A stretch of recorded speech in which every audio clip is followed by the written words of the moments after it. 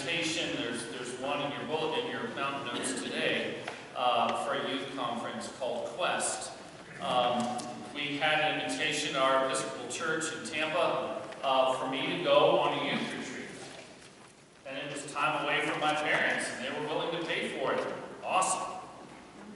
So over 200 kids gathered, 6th through 12th graders, at a camp in Florida, the Gulf Coast where I'm from. And it was one of the first youth retreats I ever attended. And we did things that kids do on youth retreats. We sang songs and played some games. And then the host of the retreat said, "Now we're going to have our speaker who's going to teach us for the next 3 days." And it's a very important subject. Of course, everybody at the age of 12, if you're on a youth retreat, does everybody know the subject that we're going to talk about for the next 3 days? What do you think? Christian retreat, what are we going to talk about? We're going to talk about God, we're going to talk about Jesus. Boring. So boring. And so out comes the speaker that's going to enlighten us about God.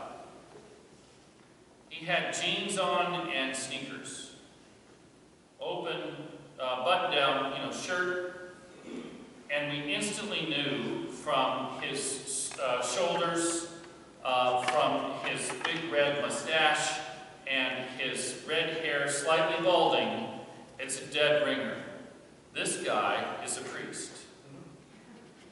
You can tell a priest whether they're wearing clerical black clothes with a collar or not. We all look like the same tribe everywhere you go. And especially when you're 12 years old, when a priest wears jeans, he's trying to be cool, and that's going to just utterly fail. So you can tell he's got the priest walk, the priest voice, the priestly demeanor, shoulders slightly slumped. He walks up to the microphone and says, "Hello, my name is John Palomine, and we're going to talk about a very important subject for the next 3 days." Ugh, what a waste of a weekend. Great. He said, "I'd like to talk to you for the next 3 days about sex."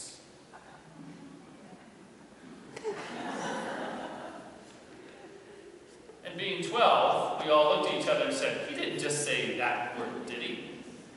And up front, he said, "Yes, I said the word sex for 3 days." Wow.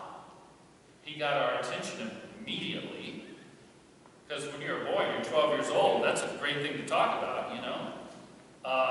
And so we had, for the next 3 days, one of the greatest experiences of Christian community I have ever had the privilege of experiencing. We broke into small groups. We talked about God's plan for our lives. We talked about God's plan to express ourselves physically and emotionally and spiritually. We talked about all the awesome things about that at the right time with the right person. We talked about what happens when it's not the right time or not the right person. I had friends sharing things about their parents and about their lives, and I had never known, and I grew up with all these kids. We were in small groups together talking about what happens when our parents speak to each other with less than Christian charity, and they scare us.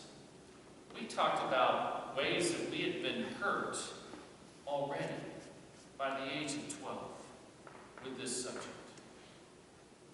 It was amazing. We prayed for each other. And in the midst of it all was this guy with slumped shoulders and jeans and sneakers. And he blessed us with a vision about how to be a young Christian person. It was unbelievable.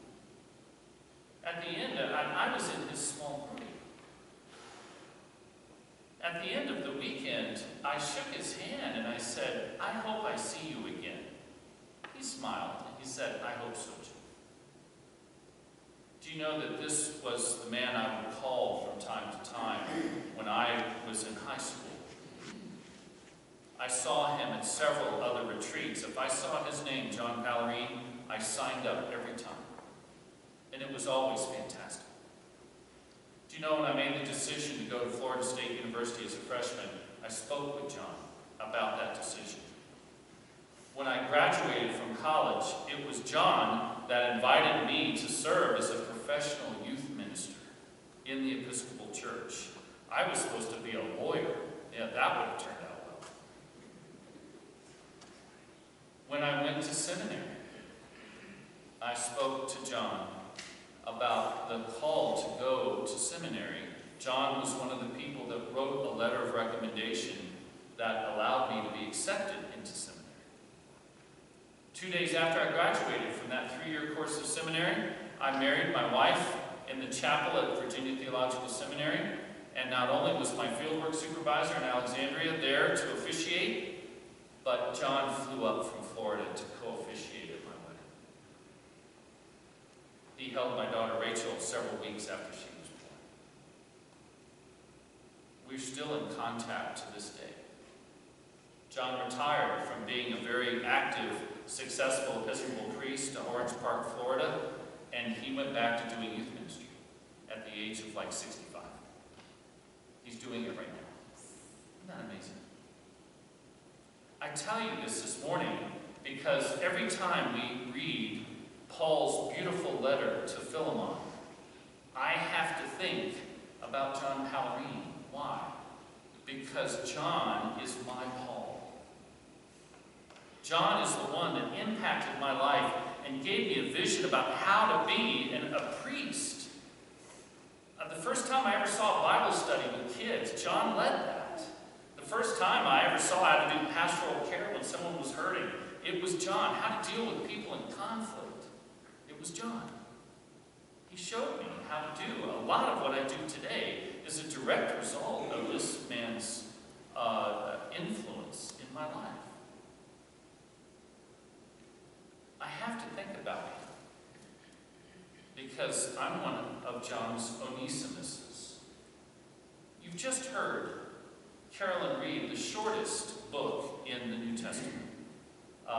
It's Paul's letter. Paul wrote volumes to other churches.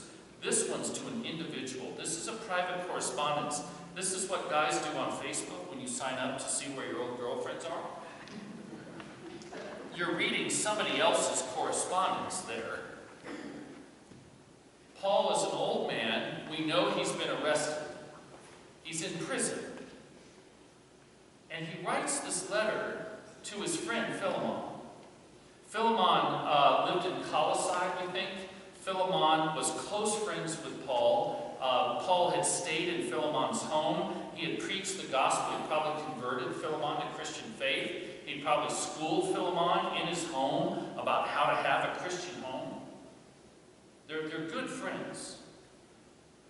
And somewhere in that engagement, there was a young man listening to Paul. His name is Onesimus. This letter is titled Philemon, but it ain't about Philemon. It's about this young man, Onesimus. Onesimus was a slave, we now know, in the house of Philemon.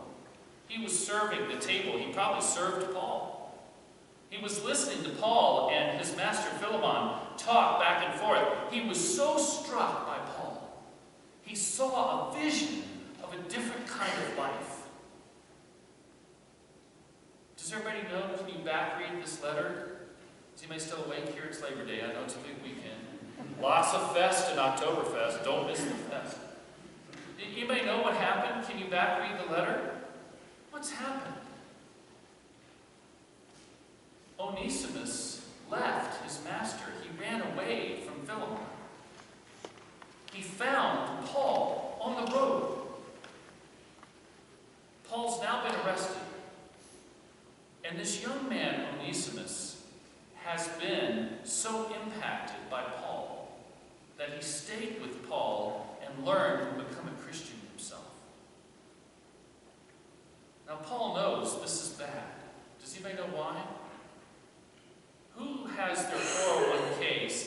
say, I'm leaving you.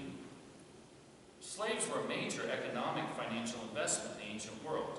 I mean, this is a lot of money that we're talking about. A major piece of Philemon's portfolio. Fled the house.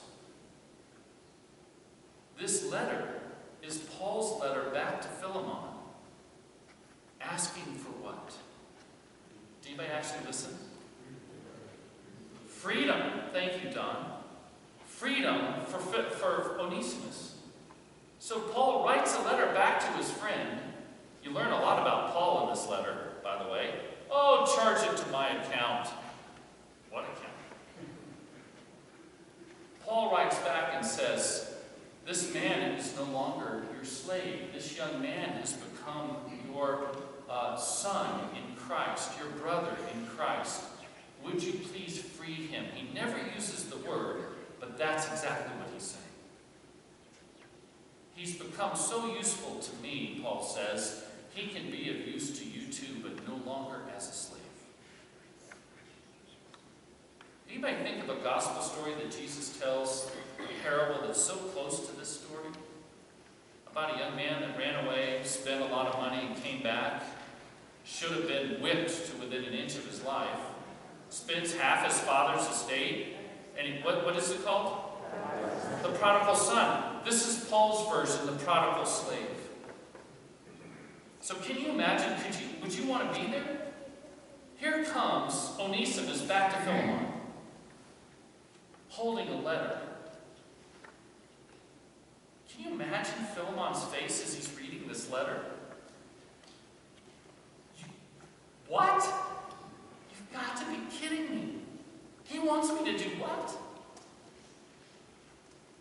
And it's Onesimus that brings the letter back to Philemon.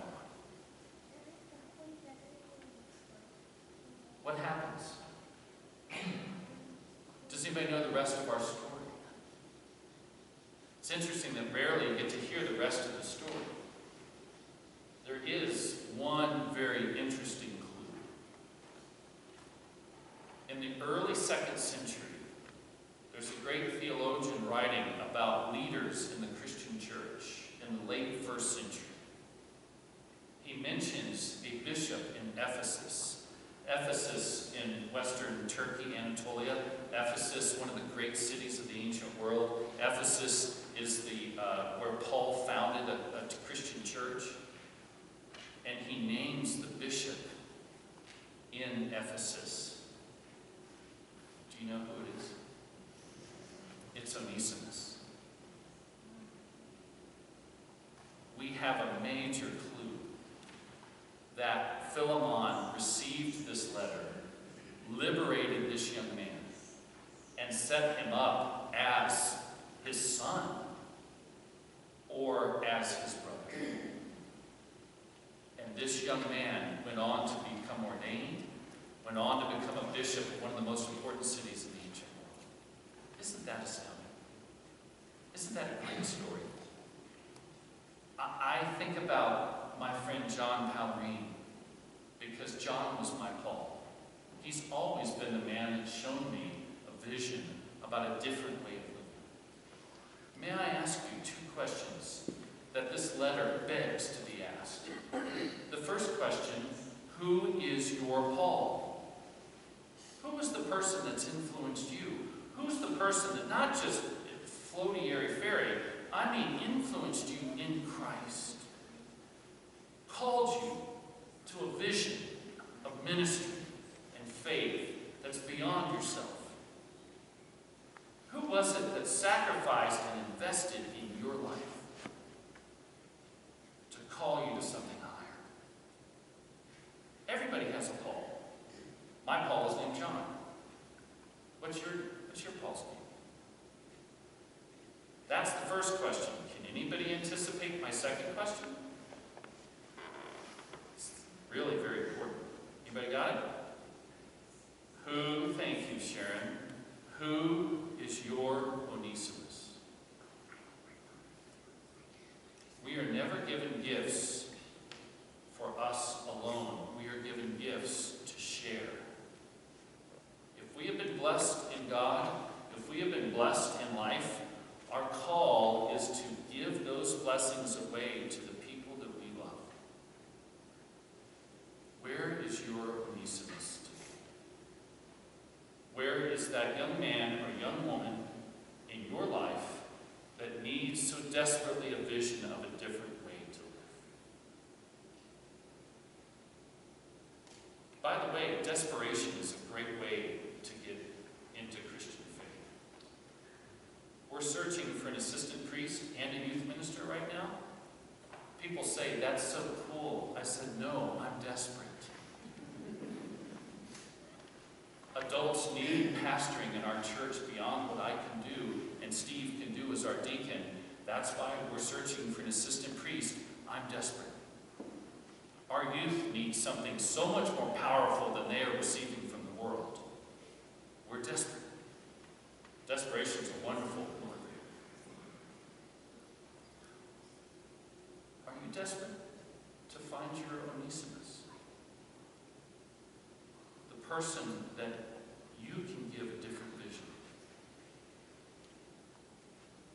We all can have one. Where is yours? Who is Paul today? Who is Onesimus for you today? Everybody enjoy Labor Day. Everybody enjoy this